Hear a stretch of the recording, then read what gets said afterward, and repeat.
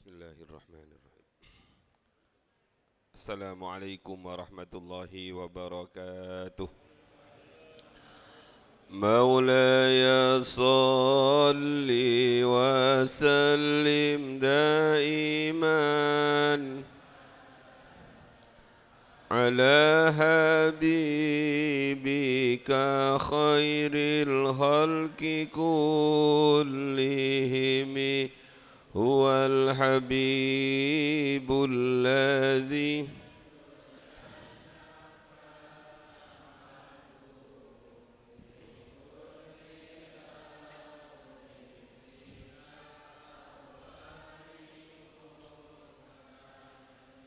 يا ربي بالمصطفى بلغ مقاصدنا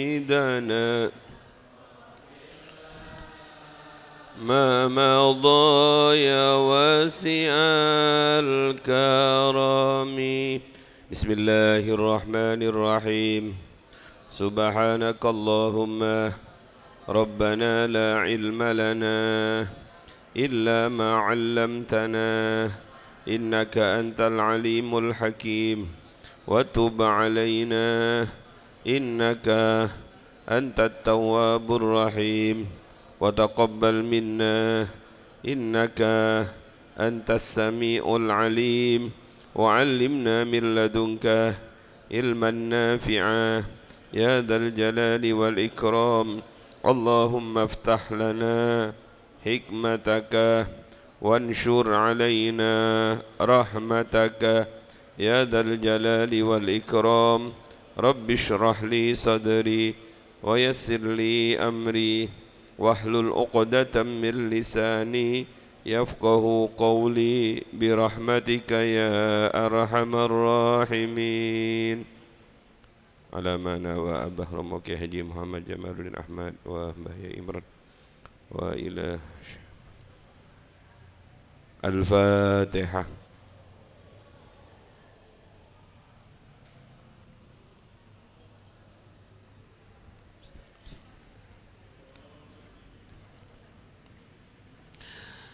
Bismillahirrahmanirrahim. Alhamdulillahi rabbil alamin.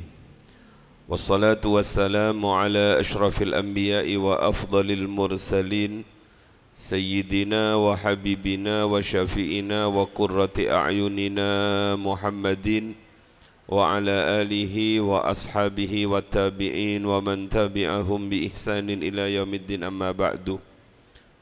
Faqad qala ta'ala fi kitabihil karim: أعوذ بالله من الشيطان الرجيم إنه من سليمان وإنه بسم الله الرحمن الرحيم ألا تعلوا علي وأتوني مسلمين. Keluarga besar Romo Yai Munir Hashim Latif ingkang sangat kula taati kula mulyakaken, keluarga besar YPM yang mudah-mudahan Allah paring istiqomah, Allah paring kuat lahir dan batin, sedaya jamaah yang dirahmati oleh Allah. Ada pelajaran yang sangat indah yang diberikan oleh Allah lewat cerita dalam Al-Quran. Salah satu adalah cerita tentang Ratu Balqis yang dalam Al-Quran diabadikan dalam surat Saba. Suatu saat Nabiullah Sulaiman alaihi salam itu melakukan inspeksi pasukan, kontrol pasukan. Beliau ngabseni pasukan satu persatu. Tiba-tiba beliau tidak menemukan satu rakyatnya yang tidak ikut upacara. Ini sebenarnya menjadi pelajaran yang hebat bagi seorang guru. Niki kan YPM. Kalau dahulu guru-guru niku telaten ngabsen satu persatu. Sakniki tasik nggih, cek log. Oh, absen. Soalnya kula sampun males ngabsen niku. Ngentek-ngenteki waktu. Paling hanya sekedar pasrah kepada ketua kelas yang AA, yang II, yang SS. Nabiullah Sulaiman niku ngabsen semua rakyatnya. Dan kemudian hasil dari absensi itu beliau tahu bahwa burung hudhud tidak ada. Wa tafaqqada at-tayra faqala ma liya la aral hudhud am kana minal ghaibin. Setelah beliau lihat ternyata burung hudhud itu tidak ada. Apakah dia hari ini termasuk yang absen? Subhanallah, kalau jadi ingat mbah-mbah kita, guru-guru kita, mana Ahmad kok nggak kelihatan? Sakit Mbah Yai, ayo Al-Fatihah, mudah-mudahan sembuh. Rien ngoten. Lah begitu burung hudhud niku boten ketinggal para rawuh, Nabi Sulaiman bertanya apakah dia gaib, kenapa dia tidak hadir? Kemudian beliau mengancam yang tidak ikut hadir. Ancamannya ngeten, la u'adzibannahu 'adzaban syadidan aw la azbahannahu aw la ya'tiyanni bisultanim mubin. 3. Yang pertama, napa nggih? La u'adzibannahu 'adzaban syadidan, murid yang tidak masuk tanpa alasan dia bolos, la u'adzibannahu 'adzaban syadidan, akan saya siksa, akan saya sanksi dengan sanksi yang tegas. Embuh di PP, kadang-kadang dia dikundul, kadang-kadang disirami peceren. Sakniki teng tambak beras niku wonten model baru para kiai, digantungi karton terus ditaruh di pojokan masjid niku, pelanggarannya di sini ditulis aku sirsiran. Oh niki namanya mempermalukan niki. Tapi ndak apa-apa, karena sanksi itu memang harus diketahui oleh orang. Kalau sanksi itu di balik pintu itu namanya bukan sanksi, tidak ada unsur jera. Wal yashhad 'adzabahuma ta'ifatum minal mu'minin. Pelaku zina itu sanksinya harus diperlihatkan kepada masyarakat agar tidak ada yang mengikuti pelanggaran itu. Jadi sanksi niku ketinggalan nih harus tegas dan harus diketahui oleh semua orang. Nah, pertama, la u'adzibannahu 'adzaban syadidan. Yang kedua, aula azbahannahu, atau saya sembelih sekalian. Itu namanya disembelih, artinya diamputasi keanggotaannya dari YPM.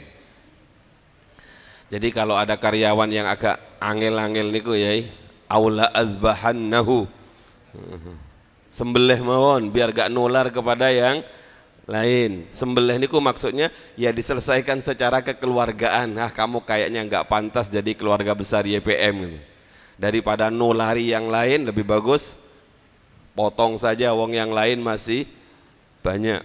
Kulo ngapunten niki, kulo kalau di teng sini boten ngaji hikam mawon, sharing. Kulo kebetulan menjadi rektor. Dosen-dosen yang masuk niku harus tanda tangan fakta integritas kali kulo. Kalau dalam perjalanannya kok dia macam-macam, misalnya nyenengi murid wonten kados ngoten nih, ndak apa-apa kalau nyenengi murid. Tapi kalau sudah lebih dari itu, nggih kulo panggil aula azbahannahu, sembelih mawon, diamputasi biar tidak menular kepada yang lain. Dan alhamdulillah belum pernah, kecuali satu kali kalau melakukan ngoten niku. Harus tegas kita demi menjaga kehebatan YPM, demi menjaga sakniki marwah YPM. Aula azbahannahu, itu Al-Qur'an sekali nih. Tapi tetap beri kesempatan, aula ya'tiyanni bisultanim mubin, atau dia datang kepadaku dengan membawa argumentasi alasan yang jelas kenapa dia absen, kenapa dia melakukan itu. Ini namanya yang bijaksana. Jangan menghukum tanpa memberikan kesempatan kepada yang akan dihukum untuk membela diri. Aula ya'tiyanni bisultanim mubin. Kemudian panjang ceritanya, famakatha ghaira ba'id, dan seterusnya. Datanglah burung hudhud matur kepada Nabi Sulaiman, wahai Nabi kami Sulaiman, wahai raja kami Sulaiman, saya waktu itu terlena, terbang terlalu tinggi sehingga saya terbawa angin. Kemudian saya sampai kepada sebuah tempat di mana tempat itu asing bagi saya.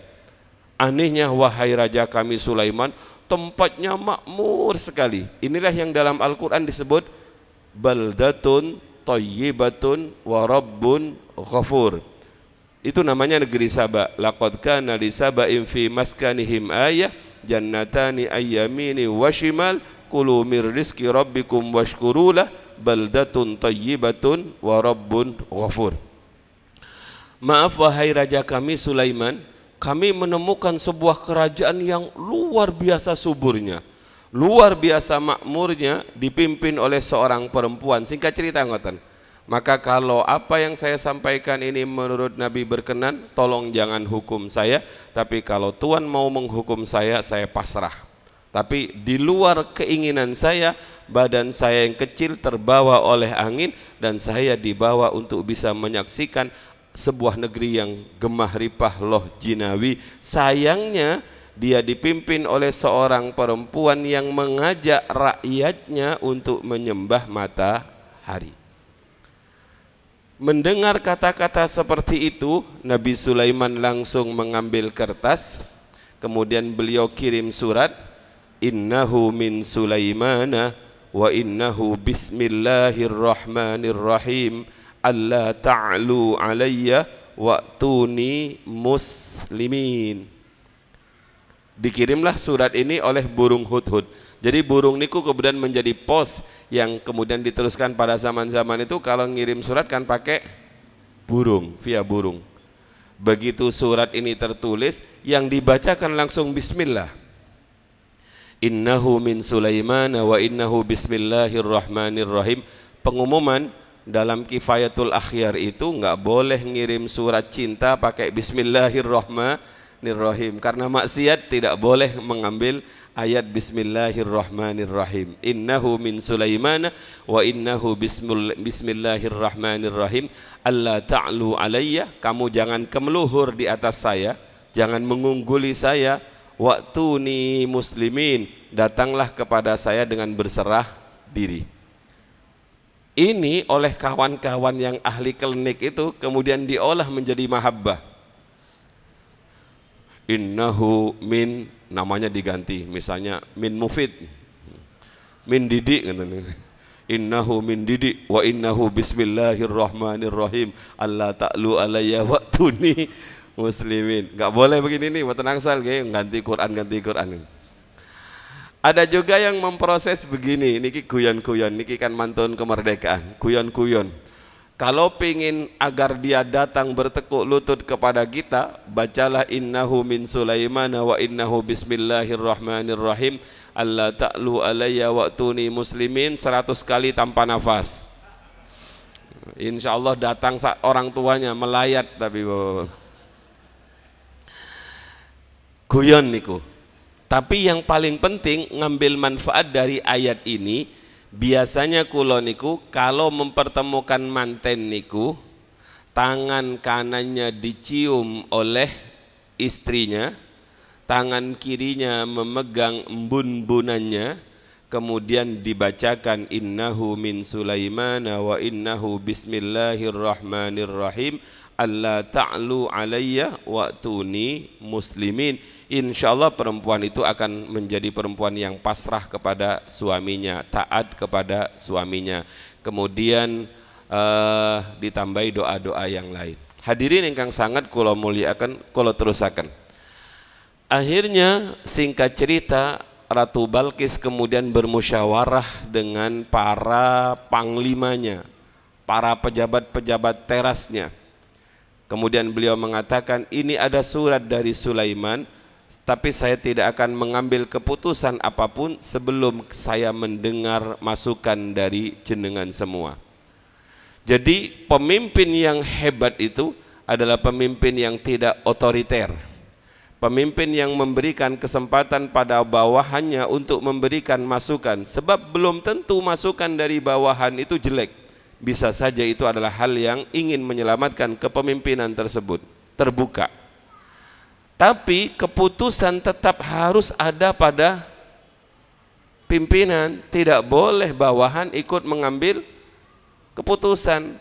Wal amru ilaik fanzuri madza ta'murin. Wahai ratu kami Balkis, wal amru ilaik, keputusan tetap ada pada panjenengan. Fanzuri madza ta'murin, silakan panjenengan memberikan perintah kepada kami, apapun yang panjenengan perintahkan kami akan lakukan.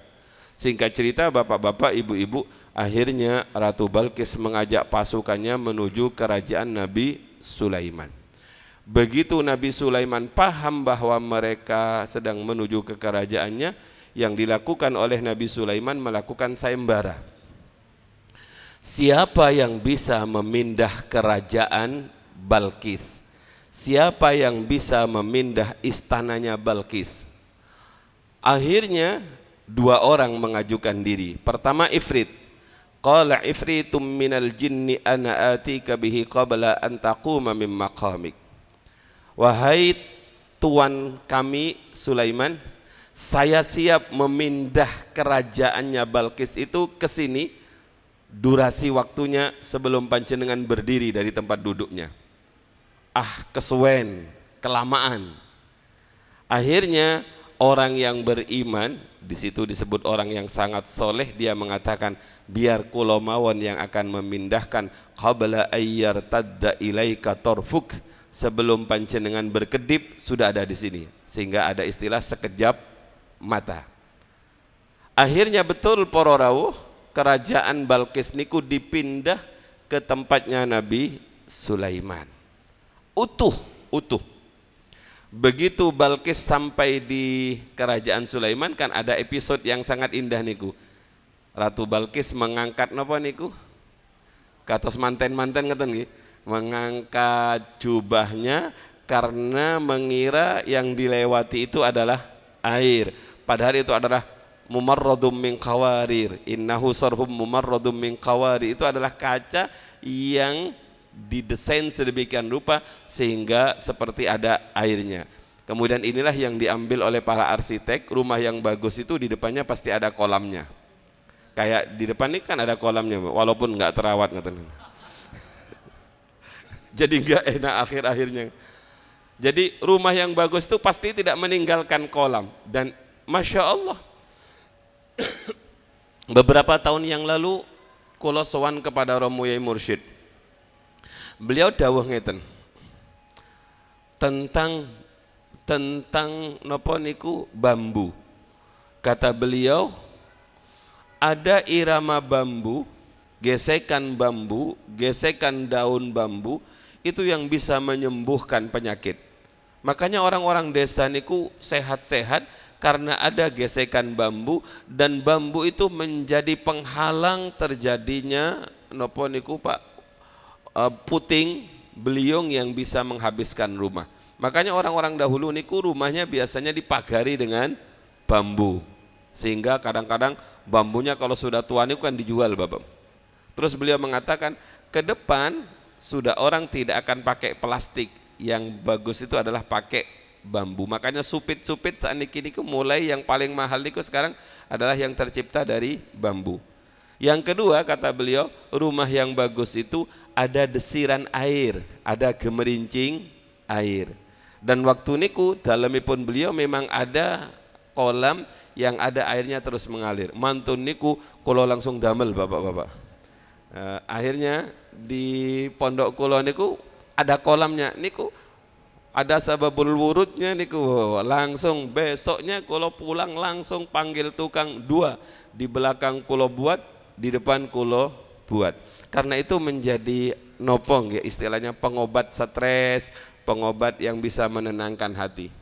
Para rawuh ingkang sangat kula mulyakaken, terakhir tentang Ratu Balkis niku kata Nabi Sulaiman begini, apakah itu istanamu? Cerdasnya Ratu Balkis niku menjawabnya, qalat ka'annahu huwa. Beliau tidak mengatakan iya itu istana saya. Beliau mengatakan ka'annahu koyok-koyoke, ka'annahu koyok-koyok istana itu huwa, ya istana saya, persis dengan istana saya. Tapi beliau tidak mengklaim kalau itu istananya. Disitulah akhirnya Ratu Balkis takluk kepada Nabi Sulaiman. Ini sekedar sedikit pengantar bahwa ada kerajaan, ada sebuah negeri yang dalam Al-Quran diabadikan dengan kata-kata baldatun thayyibatun wa rabbun ghafur. Dan menurut penelitian mungkin kerajaannya Ratu Balkis niku di Indonesia, Bapak-bapak. Melihat napa nggih? Melihat suburnya Indonesia. Tapi penelitian itu terbantahkan karena kerajaan Ratu Balkis niku pada akhirnya hancur.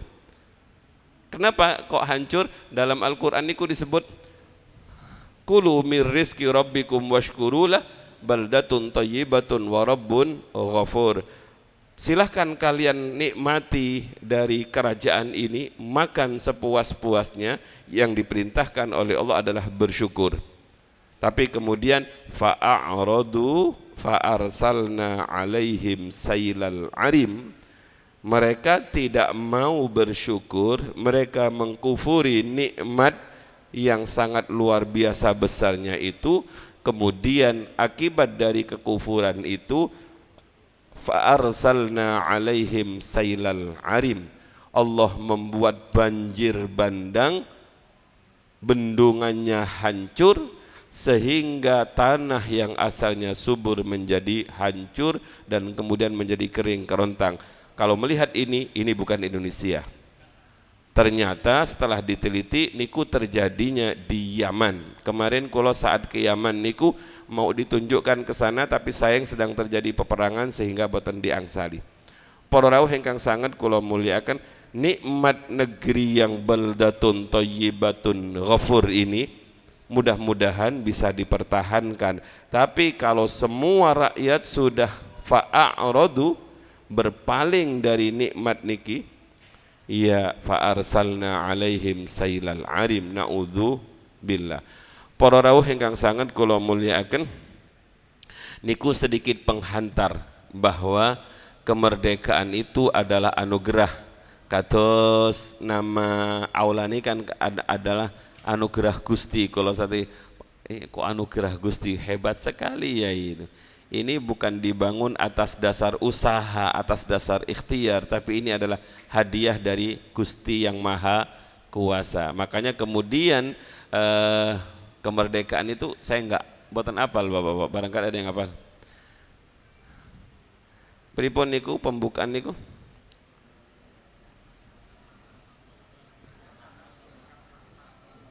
Niku akhirnya diambil teng tetangga kula niku. Teng peloso niku wonten semuanya atas berkat rahmat Allah Subhanahu wa taala. Warungnya atas berkat rahmat Allah Subhanahu wa taala, nopo-noponya atas berkat rahmat Allah Subhanahu wa taala, dan didorongkan oleh keinginan yang luhur supaya berkehidupan berkebangsaan yang bebas dan seterusnya. Jadi hadirin yang sangat kula muliakan, kemerdekaan ini memang bukan karena hasil perjuangan, tapi betul-betul anugerah dari Allah Subhanahu wa taala. Para rawuh ingkang sangat kula muliakan, dan tidak bisa dipungkiri bahwa kemerdekaan itu adalah lahir dari orang-orang seperti beliau, para kiai-kiai sepuh. Para rawuh, bagaimana peran ulama terhadap kemerdekaan? Maka jenengan pasti masih ingat seperti apa Hadratus Syekh Mbah Yai Hashim Asy'ari kemudian membuat sebuah keputusan ijtihad beliau bahwa berjuang mempertahankan kemerdekaan apalagi itu adalah fardu individu, fardu ain bagi setiap orang yang mukallaf. Luar biasa niki ijtihad yang sangat luar biasa. Beliau kemudian mengambil ayat yang ada di surat Saba itu, qalat innal muluka idza dakhalu qaryatan afsaduha. Innal muluka, sesungguhnya penjajah, imperialisme, idza dakhalu qaryatan, apabila sudah masuk menguasai sebuah negeri, maka dimanapun namanya penjajahan itu pekerjaannya hanya dua. Yang pertama, afsaduha, mereka pasti merusak, entah merusak tatanan, entah merusak sumber daya alam, itu pasti, karena Al-Quran yang dawuh pasti sadaqallahul adzim. Afsaduha. Kemudian yang kedua yang dilakukan oleh para penjajah itu adalah waja'alu a'izzata ahliha azillah.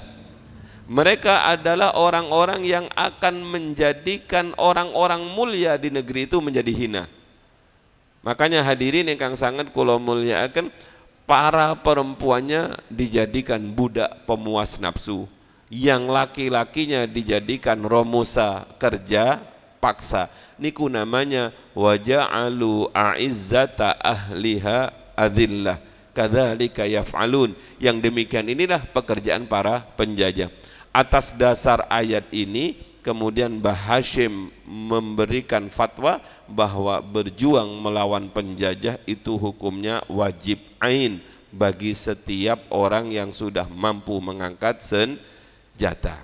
Hadirin rahimakumullah, jadi penjajah niku wonten kalih.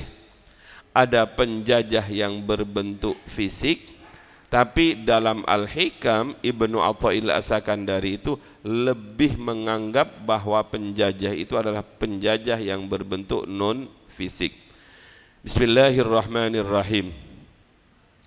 Qala Asy-Syaikh Ibnu Athaillah As-Sakandari, anta hurrun mimma anta anhu ayisun wa anta abdun lima anta lahu tamiun. Anta utawi sira iku hurrun, pribadi yang merdeka, mimma saking perkara, anta kang utawi sira anhu saking ma iku ayisun terputus, tidak tergantung. Wa abdun, wa anta utawi sira iku abdun, budak, tidak merdeka, terjajah, lima terhadap segala sesuatu, anta kang utawi sira lahu marang ma iku tamiun, rakus, tamak. Ada kata-kata hurrun, merdeka, ada kata-kata abdun, tidak merdeka. Seseorang itu dianggap merdeka dari segala sesuatu yang dia tidak punya keinginan atas sesuatu tersebut. Tapi seseorang itu dikatakan budak, dikatakan terjajah terhadap segala sesuatu yang dia inginkan. Maka para rawuh ingkang sangat kula mulyakaken, kemerdekaan itu yang sejati dalam diri kita, mari menjadikan evaluasi kita masing-masing. Apakah kita ini sebagai pribadi sudah merdeka atau masih terjajah? Kemerdekaan kita yang sebenarnya apabila dalam hidup ini kita tidak berharap kepada selain Allah. Kalau kita masih berharap kepada selain Allah, maka kita budak dari sesuatu yang kita harapkan itu, dari sesuatu yang kita inginkan itu. Ada orang yang menginginkan ini sehingga mulai pagi sampai malam dia memikirkan itu, maka dia adalah budak dari yang dia harapkan, budak dari yang dia inginkan. Ada orang yang menjadi budaknya nafsu, ada orang yang menjadi budaknya jabatan, ada orang yang menjadi budaknya karir dan lain sebagainya. Ketika seseorang itu masih menambatkan dirinya kepada sesuatu selain Allah, maka orang itu akan menjadi budak dari sesuatu itu. Diterus-teruskan, kalau orang sudah mencintai sesuatu, niku bisa menjadi budak dari apa yang dia cintai. Lah, sesuatunya itu kalau dinaikkan ke atas kan eco, bapak-bapak. Apabila sesuatu itu guru kita, orang tua kita, mursyid kita, dinaikkan ke atas lagi, adalah Rasulullah dan Allah Subhanahu wa ta'ala. Maka akan indah hidup ini. Sebab kalau pernah membaca tafsir dalam surat Maryam itu adalah satu-satunya perempuan yang ditulis dalam Al-Quran dengan nama yang jelas, itu adalah Maryam. Kalau yang lain-lain itu biasanya pakai Imra'atul Aziz, Imra'atu Fir'aun, Imra'atul Lut, itu rata-rata pakai istrinya ini. Tapi untuk Siti Maryam itu disebut sebagai Maryam, langsung Maryam. Lah dalam surat Maryam niku Nabiullah Zakaria alaihi salam itu pernah berkata begini yang diabadikan dalam Al-Quran. Bismillahirrahmanirrahim. Kaf ha ya ain sad. Dzikru rahmati rabbika 'abdahu Zakaria idh nada rabbahu nidaan khafiyya. Qala rabbi inni wahana al-'azmu minni wasta'ala ar-ra'su minhu shaybah. Wasta'ala ar-ra'su shaybah. Beliau mengatakan bahwa beliau sudah sepuh, tulang belulangnya sudah rapuh, rambutnya sudah penuh dengan uban. Tapi beliau mengatakan beliau tidak akan berputus asa dari terus berdoa kepada Allah Subhanahu wa ta'ala. Lah, beliau itu tidak mengandalkan fisiknya, tidak mengandalkan yang lain-lain, tapi yang beliau andalkan adalah Allah Subhanahu wa ta'ala. Para rawuh ingkang sangat kula mulyakaken, ada kisah yang ditulis Fasaduddin At-Tama wa Salahuddin Al-Wara. Niku pernah diceritakan secara gamblang oleh Abah Ramoye Jamal. Di daerah Basrah niku sudah masyhur dengan banyaknya penceramah. Sama seperti di Kerian itu kan kuat sangat penceramahnya. Mulai penceramah lokal, penceramah interlokal, katos gumane katos kota telepon niku nggih yai wonten ini yang lokal, ini yang interlokal, ini yang internasional.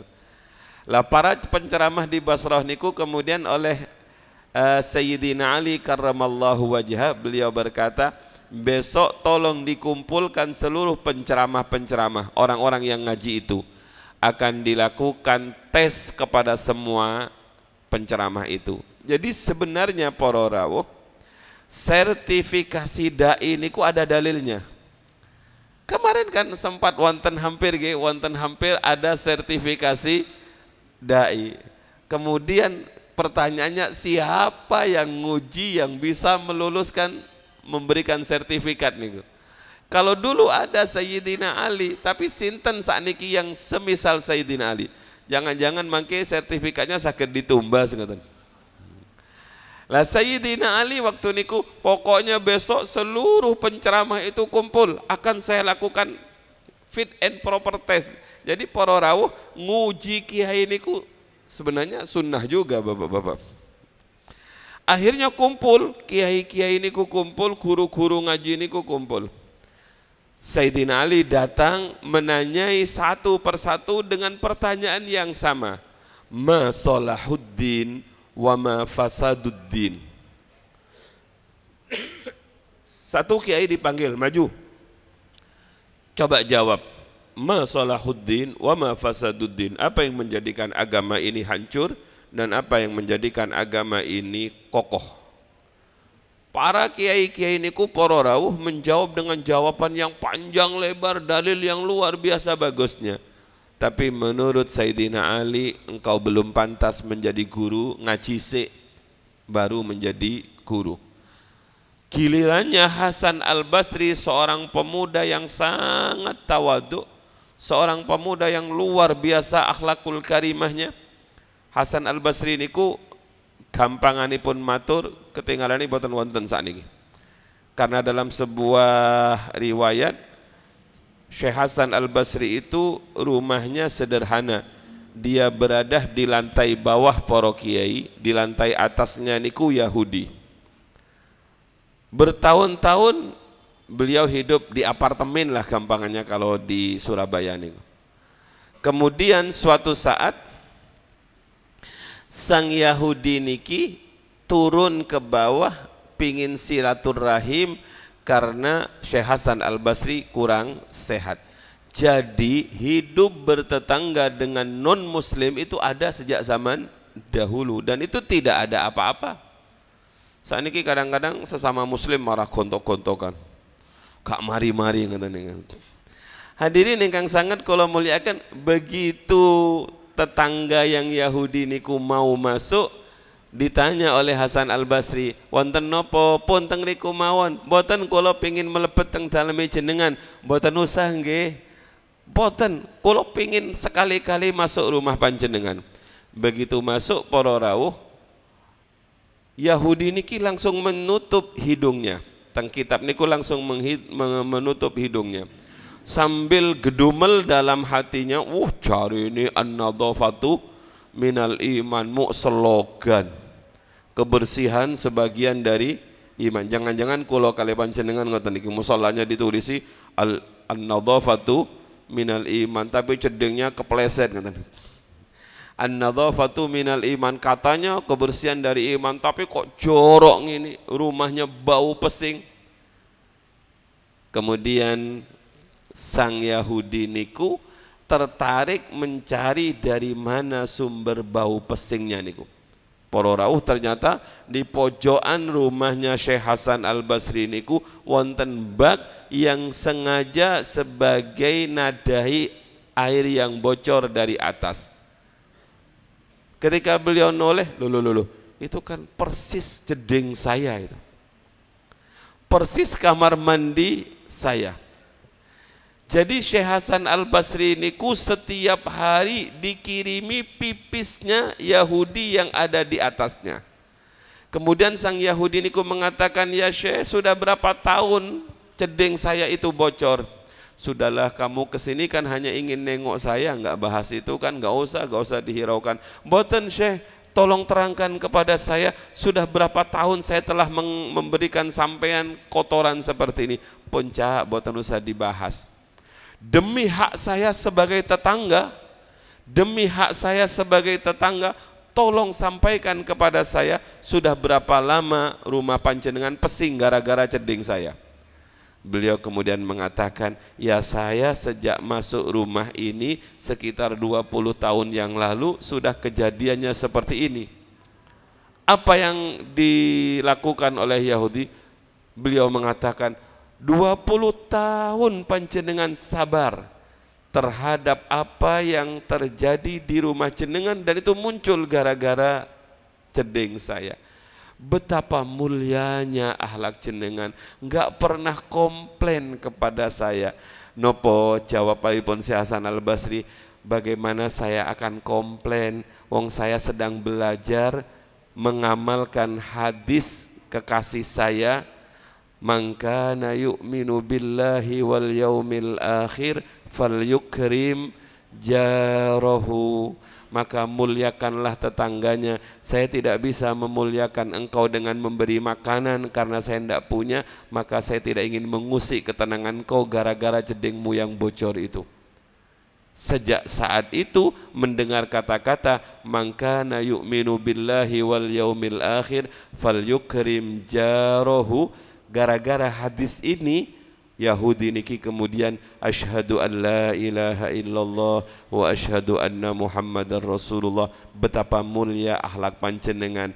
Katanya Syekh Hasan Al-Basri, itu mau potongan tok Kang, ono male man kana yu'minu billahi wal yaumil akhir falyakul khairan aw liyasmut. Sakniki orang meneng niku wangil lho Bapak. Hanya gara-gara urusan nasab yang sedang dipertimbangkan, lupa dengan nasibnya. Lebih asik mengurusi nasabnya orang, tapi lupa memikirkan nasibnya. Ini nasib saya ini husnul khotimah apa su'ul khotimah. Padahal katanya Mbah Yai Jamal niku, tafakkar sa'atin khairun min ibadati alfi sanatin. berpikir 1 saat jauh lebih baik dibandingkan ibadah 1 tahun, ada yang mengatakan 10 tahun. Itu tafakkar yang seperti apa? Memikirkan nasib dirinya.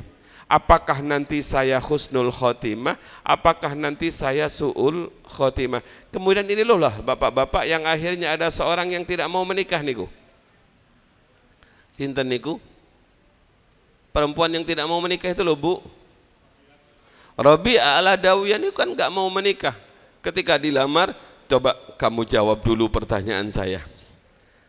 Kalau kamu saya tes bisa menjawab pertanyaan saya, ini Hasan Al-Basri juga yang ngelamar nih. Kalau kamu bisa menjawab pertanyaan saya akan terima pinanganmu. Apa pertanyaannya? 1, tolong jawab pada saya, kalau saya nanti meninggal, apakah saya ini husnul khotimah apa su'ul khotimah? Kiai hebat ditanya ngoten niku boten saged jawab. Loh Masya Allah, urusan ngono gak paham kulo yu. Nanti kalau saya di kuburan, apakah kuburan saya ini termasuk raudhatum min riyadil jannah apa hufratum min hufarin niron? Waduh, itu urusan berat juga, gak paham saya, gak pernah saya meneliti itu. Pun sudah 2 pertanyaan nggih, boten saged jawab jenengan. Yang ketiga, nanti orang akan mendapatkan catatan amal dari tangan kanan dan tangan kiri. Kula mendapatkan catatan tangan kanan apa tangan kiri nggih? Waduh, itu juga gak paham kula. Yang terakhir, nanti semua orang akan melewati sirat, akan melewati jembatan. Ada yang selamat cepat, ada yang terseot-seot, ada yang jatuh. Lah, saya ini termasuk yang mana? Kata Hasan Al-Basri, angkat tangan, angkat tangan. Saya memikirkan ini saja sudah gak pingin makan, apalagi mikirin sampean. Jadi hadirin ingkang sangat kula mulyakaken, kula terusaken. Si Hasan Al-Basri gatos ngoten niku akhirnya seorang niku menjadi muslim. Lah begitu Sayyidina Ali karramallahu wajhah bertanya kepada beliau, apa yang menjadikan agama ini kokoh? Beliau menjawab, yang akan menjadikan agama ini kokoh adalah al-wara', wirai. Sedangkan yang menjadikan agama ini hancur at-tama', rakus. Sebenarnya botol usah diperpanjang ngaji niki bapak-bapak, tinggal ditinggali mau kita termasuk yang mana ini, yang tama apa yang angil bapak-bapak, niki urusan hati ngeten. Sederhana, makin kita diskusi mawon. Ada seorang yang datang kepada Umar bin Abdul Aziz. Ketika beliau berada di rumahnya, beliau sedang mengerjakan tugas negara pakai ublik di tempat duduk kados ngeten niki. Tiba-tiba datanglah tetangganya ingin konsultasi. Assalamualaikum. Waalaikumsalam. Wahai khalifah, mohon waktu sebentar, kami ingin matur, kami ingin konsultasi. Khalifah Umar bin Abdul Aziz tidak langsung menjawab, ya silahkan kamu konsultasi pada saya. Beliau bertanya begini, ini urusannya ada ndak dengan negara? Apa ini masih urusan negara, apa urusan pribadi? Wahai khalifah, ini tidak ada sangkut pautnya dengan negara. Oh ya sudah. Dimatikan ubliknya niku. Loh khalifah kok dimatikan? Ayo pindah-pindah ke sana, jangan di sini. Ini tikar-tikarnya negara. Ini ubliknya negara, minyaknya dari negara. Kalau kamu berbicara negara, silahkan pakai ini. Tapi kalau berbicara pribadi, jangan di sini, karena ini adalah fasilitas negara. Angil ge bapak-bapak ngoten niki.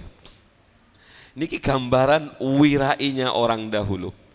Makanya kula niku tetap mengatakan khairul qurun qarni, tsummal ladzina yalunahum, tsummal ladzina yalunahum, tsummal ladzina yalunahum. Generasi terbaik itu adalah generasi sahabat.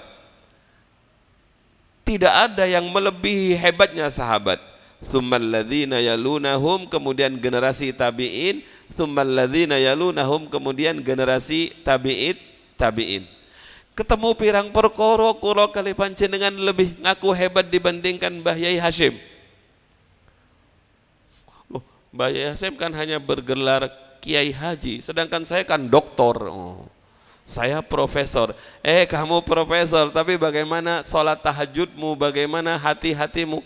Makanya bapak-bapak, ibu-ibu yang sangat kula muliakan, orang-orang dulu dan dulu tetap lebih baik dibandingkan kita dari berbagai sisi. Mungkin kita menang dari sisi gelar, mungkin kita menang dari sisi ilmu. Urusan wirai mawon niku kalah jauh bapak-bapak.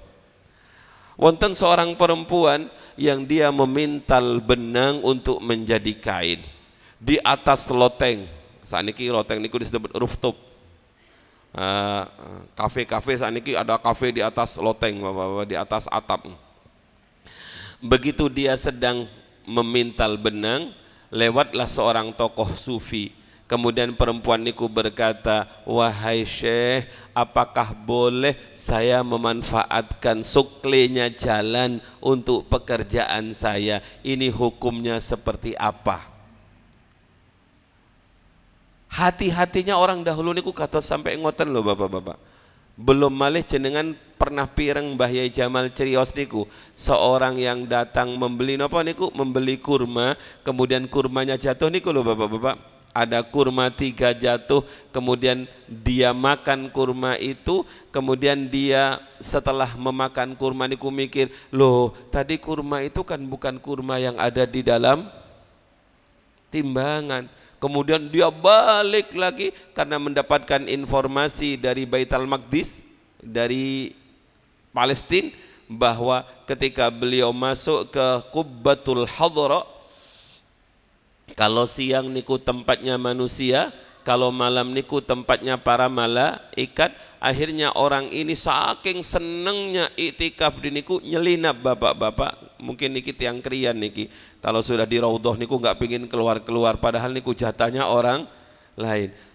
Kadang-kadang kalau mikir kelamaan di raudhah niku jangan-jangan nggak wirai bapak. Kenapa? Karena jatahnya harus berbagi dengan orang lain. Kalau niku pernah estu niki pas musim haji di raudhah niku kalau enak sekali. Begitu diusir kali polisi niku keluar, gantian kalau bahasa Indonesianya. Saya bilang begini ke askar, afwan ya akhi, sambil kalau pegang jenggotnya. Ini kan orang sana kalau dipegang jenggotnya seneng bang. Afwan ya akhi, rakaat ini fakot, saya pengen nambah 2 rakaat saja. Fadol. Allahu Akbar. Begitu assalamualaikum warahmatullahi wabarakatuh, kalau noleh, aduh gak ada asik, nambah lagi Allahu Akbar. Diseret kulo kali tiang sepuh sanis askar, orang sepuh tua bersih, diseret rakaataini faqat. Kamu kok mau bohong di raudhah, katanya tadi bilangnya 2 rakaat, tapi begitu tenang sik nambah lagi 2 rakaat. Makanya Mbah Yai Jamal niku mengatakan gak usah suwe-suwe di raudhah. Kenapa? Gantian dengan yang lain, jangan-jangan kita ngasap waktunya orang niki wirai bapak-bapak. Lah yang menjadikan agama ini kokoh adalah sifat wirai. Ada seorang Habib, mboten usah langsung kok membahas Habib ini. Kalau tetap kagum sama Habib karena Mbah Yai Jamal niku masya Allah pada Habib. Rojabiyah niku pasti 2 sejak zaman dahulu niku. 1 Kiai Sepuh Mbah Yai Husain niku pasti niku. Yang kedua pasti Habib. Makanya kalau matur di awal tadi, mboten usah ikut konflik nasab. Ayo mikiri nasib. Para rawuh ingkang sanget kula muliakan, ada seorang Habib, dia pebisnis yang luar biasa teng kitab niku. Dalam bisnisnya niku dia berbisnis samin, minyak samin. Suatu saat di antara 100 ember samin yang akan dijual niku, salah satunya kemasukan bangkai tikus. Berarti niki najis. Tapi pegawainya niku ngambil tikus niku langsung dibuang gitu. Begitu diserahkan kepada juragannya, dia berbicara begini, wahai juragan kami, di antara 100 ember minyak samin itu tadi ada 1 yang kemasukan bangkai. Oh makasih, alhamdulillah, itu nggak boleh dijual, itu buang yang ada bangkainya itu. Ah, itu masalahnya, saya lupa mana yang kena bangkai. Apa yang dilakukan oleh seorang yang wirai ini? Ya sudah, tuang saja semua, buang semua. 100 ember minyak samin niku dibuang gara-gara tidak tahu mana yang kena bangkai. Tasik wonten pedagang kados ngeten nih. Jadi bapak-bapak, menurut kula masya Allah, cerita-cerita kados ngeten niki memang harus terus diceritakan biar kita tidak sombong, biar kita tidak merasa paling hebat. Ternyata jauh kewiraian kita dibandingkan mbah-mbah kita. Para rawuh, makanya anta hurrun mimma anta anhu ayisun. Kalau kita sudah wirai, maka kita merdeka hidupnya, karena kita tidak dikendalikan oleh keinginan-keinginan nafsu kita. Tapi kalau kita tamak, kita rakus, maka sebenarnya kita walaupun merdeka, kita sudah dijajah oleh nafsu kita. Para hadirin ingkang sangat kula mulyakaken, salah satunya yang disampaikan oleh paling bawah niku bapak-bapak mantun niki dialog mawon, yang di bawah niku wonten tulisan Syekh Abdul Abbas Al-Mursi. Beliau termasuk 3 tokoh Syadiliyah.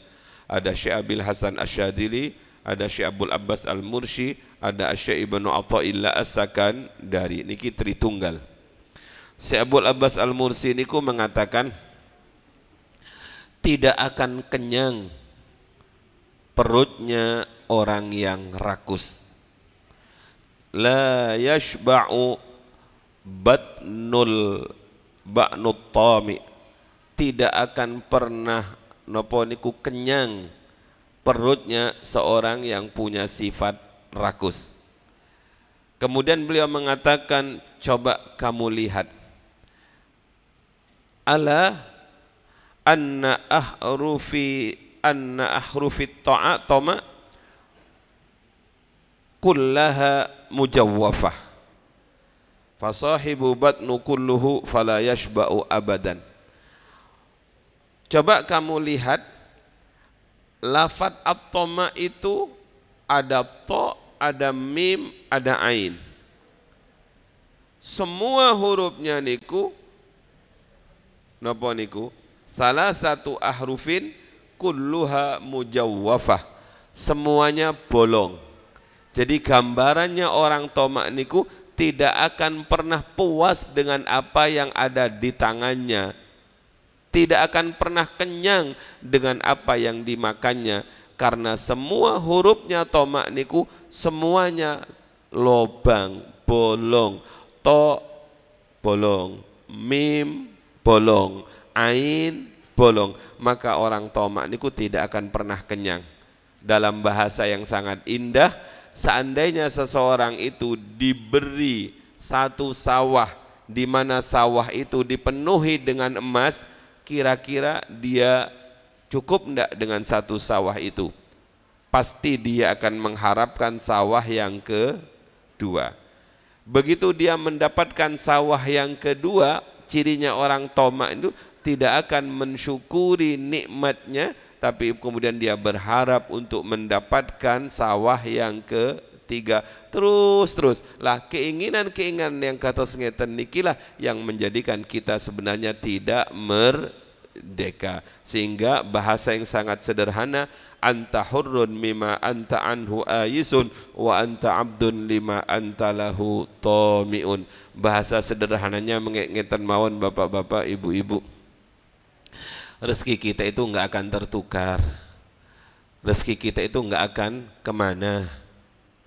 Ada orang yang mendapatkan rezekinya, dia mencari setengah mati, padahal sebenarnya tanpa dia cari pun rezekinya pasti ada. Mencari rezeki itu hanya sekedar ibadah dia, karena memang dia harus bekerja. Itu adalah ibadah.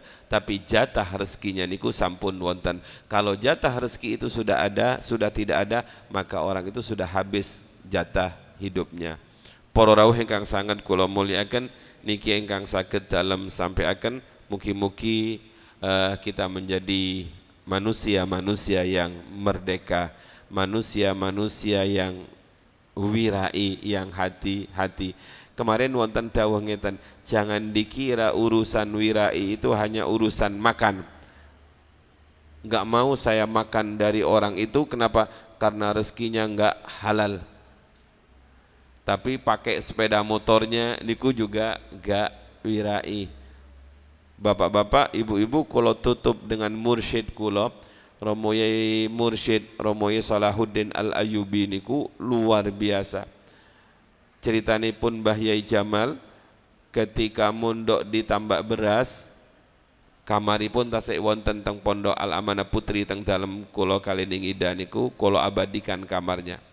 Setiap hari beliau minta tolong anak yatim untuk membelikan makanan, numbasaken daharan, pecel nopo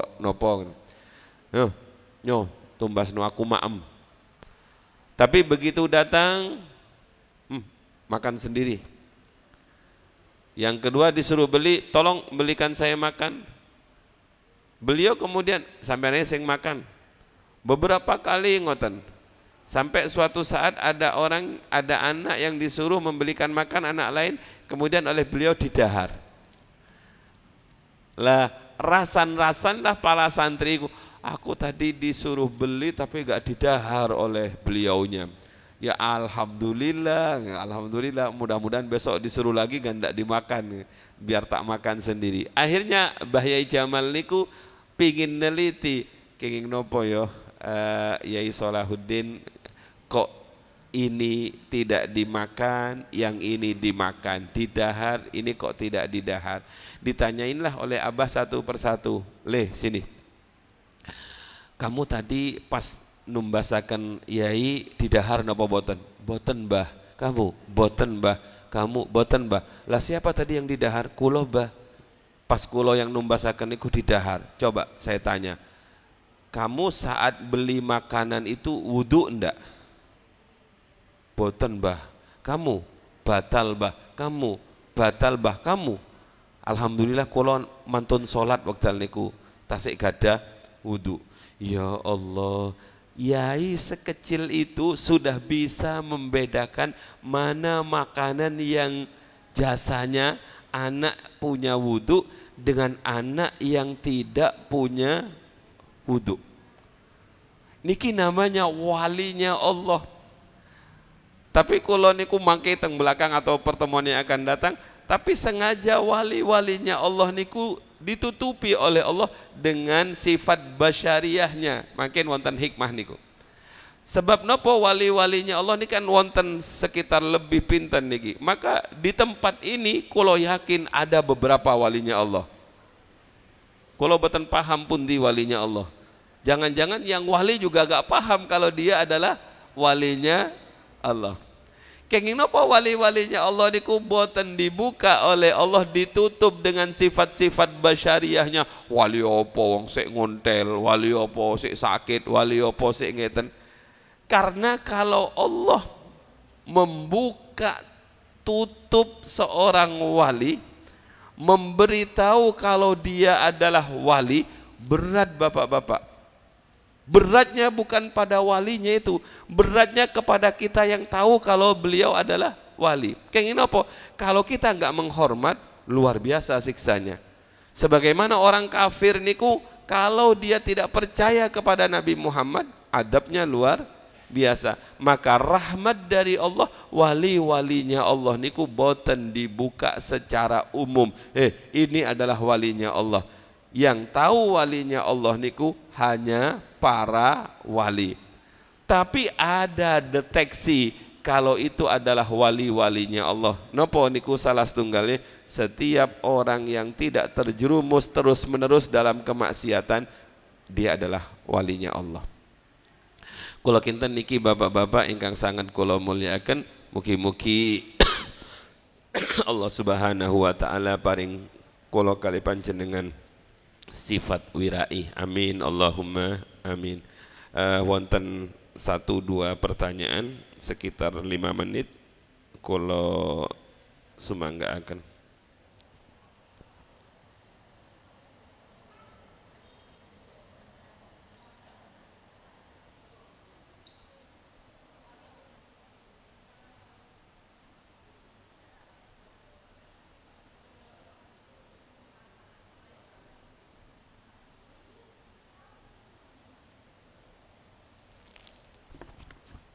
Wonten napa boten?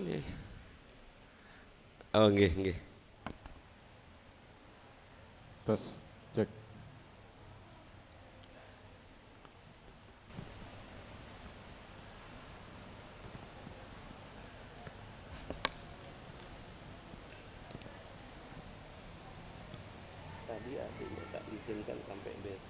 Assalamualaikum warahmatullahi wabarakatuh. Bismillahirrahmanirrahim. Alhamdulillahirrahmanirrahim. Ini kalau piyambak jadi ingat dulu waktu Abah menjabat menjadi DPR. Niku pesan biasanya tuh ada reses itu kan tinjauan. Itu ada uang, itu uang sisa. Terus yang ngomong ke anak-anaknya, nek uang sisa ngene iki jeneng subhat. Ngerti enggak? Dikembalikan itu susah, dikembalikan gitu susah, tidak bisa. Terus dipakai jadi barang subhat. Kalau Abah dulu bilang itu yang penting jangan dimasukkan perut. Gitu solusinya. Nah, kemudian perkembangan zaman ini, ngapunten menurut Nyai Kholik, kalau kita tahu bahwa orang itu uangnya itu didapatnya tidak benar gitu ya, kemudian mengadakan semacam tasakuran segala macam atau memberi, itu menurut jenengan gimana? Apakah ikut dalam pemberian itu apa gimana? Matur nuwun. Assalamualaikum warahmatullahi wabarakatuh. Engkang dawuh yai nggih. Engkang subhat-subhat niku. Bismillahirrahmanirrahim. Kula badhe matur niku setengah takut. Setengah takut, setengah berani kata. Kalau kita berbeda pendapat dengan Abah, dengan Mbah Yai Jamal,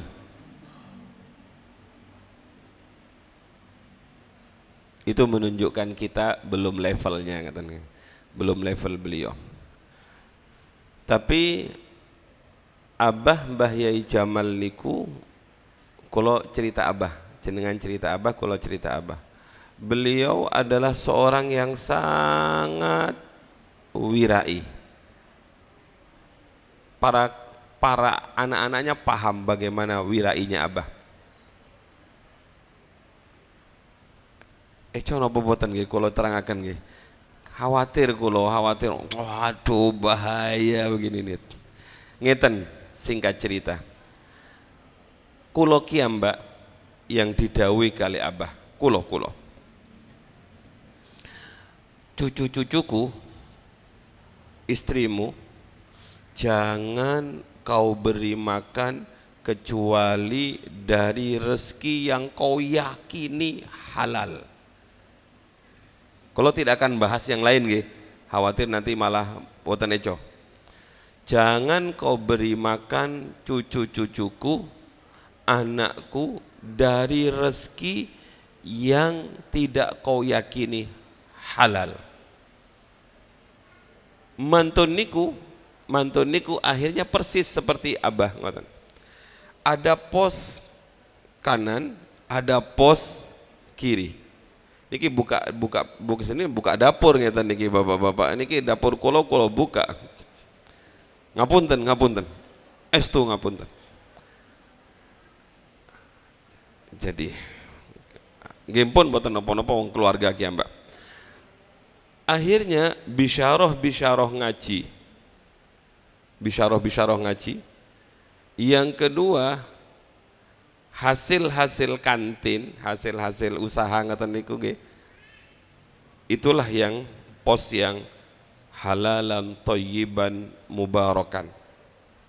Dan itulah yang menjadi dawuhipun Abah, yang menjadi biaya anaknya sekolah, biaya anaknya ngaji, biaya makannya keluarga.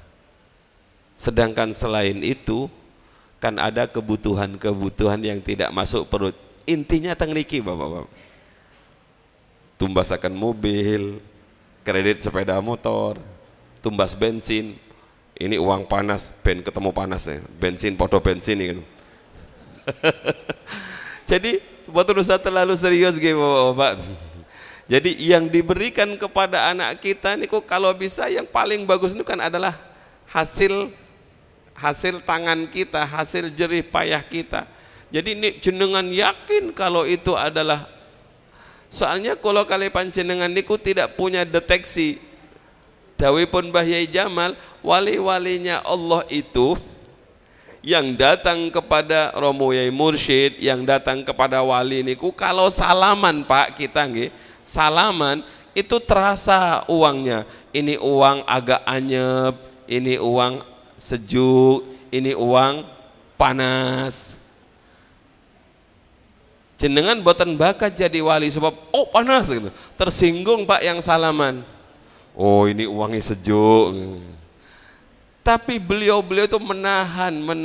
Maka kadang-kadang orang yang datang kepada wali-walinya Allah itu kadang-kadang wajahnya koyok buaya, baunya badek.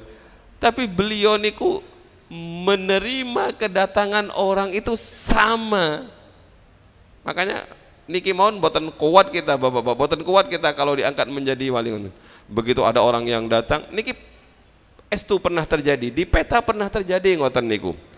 Wonten salah setunggalipun putranya Romo Yai Abdul Jalil itu main-main di halaman. Salah seorang putranya niku setiap ada tamu niku wonten sing diusir. Mulai, ojo nemu ya Abah, mulai. Katanya Mbah Yai Jalil, kang sing ngerencangin niku, panggil areku, panggil lebokno kok mulai kabeh tamuku. Yang kenapa? Karena orang-orang yang niatnya tidak baik, wajahnya tidak baik, mambunya tidak baik niku paham wali-walinya Allah. Jangan ke sini.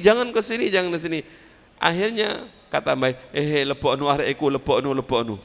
Siapa tahu orang yang datang itu menginginkan kebaikan, pulang dari dalemipun Mbah Yai bersih. Lah kula kali panjenengan nik paham uang niki panas, wah panas. Masya Allah uang kados ngeten kok dijadikan salaman nang aku, pengen mencelakakan aku ta. Enggak, semuanya diterima dengan baik oleh Romo Yai. Leres Mbah Yai, ada pos-pos yang khusus untuk anak-anak, carikan itu yang betul-betul halalan thayyiban. Ingkang ngeten-ngeten niki saged damel genteng, saged damel minyak gas, leres ngoten. Mbah Yai Jamal juga ngoten. Khusus untuk yang dibuat makan cucu-cucu saya, yang dibuat makan istrimu, jangan kau beri makan dengan yang syubhat, apalagi haram. Niku nik jenengan ngaos napa niku Pak Mufid, kitab yang kecil niku Wasiatul Mustafa niku jelas yang syubhat itu dampaknya seperti apa, apalagi yang haram. Nah, disinilah bapak-bapak ingkang sangat kula muliakan, tomak niku adalah sifat terjelek yang akan merambat kepada yang lain. Sedangkan wirai itu adalah sifat terbaik yang akan mampu mempertahankan kesucian diri. Nggih, lebihan-lebihan ngoten niku damel napa biasa nih, Yai? Nggih, damel numbas sepeda pancal ngoten. Tumbas rokok podo panase ngoten Bapak. Monggo yang lain ibu-ibu gak pernah tanya ibu-ibu, monggo menawi badhe tanglet. Mas-mas monggo. Sakniki malah wonten dawuh ngeten. Wah, saiki kok ngomong halalan thayyiban, golek sing haram ae agak wangil.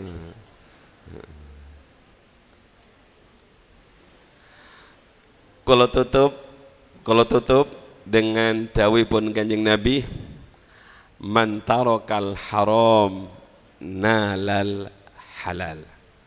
Siapapun orangnya yang beriktikad kuat meninggalkan yang haram, pasti dia akan mendapatkan rezeki yang halal. Jadi kadang-kadang orang itu hanya sekedar enggak sabar menunggu yang halal, kesusu ingin cepat mendapatkan rezeki sehingga enggak peduli apakah itu halal atau haram. para rawuh mekaten ingkang saged dalem sampaiaken nyuwun agungipun pangapunten. Rabbi fanfa'na bi barakatihim wahdinal husna